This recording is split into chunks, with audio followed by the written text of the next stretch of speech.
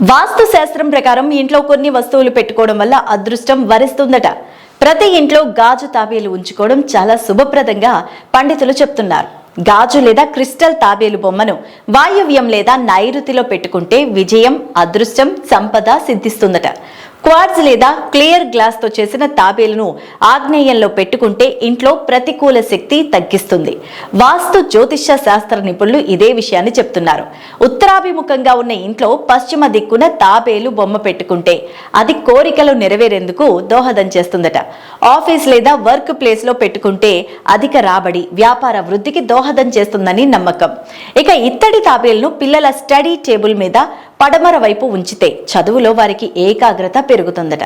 ఉత్తరాభిముఖంగా ఉండే తాబేలు బొమ్మ ఇంటి మధ్యలో ఉంచితే కనుక సహనం, పట్టుదల పెరుగుతాయని వాస్తు శాస్త్ర నిపుణులు చెప్తున్నారు. గాజు తాబేలు నైరుతి మూల ఉంచితే కనుక ఇంట్లో సానుకూల శక్తి వ్యాపింపచేస్తుందట. ఆనందం, శాంతి, శ్రేయస్సు ఆ ఇంట్లో వెల్లివిరుస్తుందని వాస్తు జ్యోతిష్య శాస్త్ర నిపుణులు చెప్తున్నారు.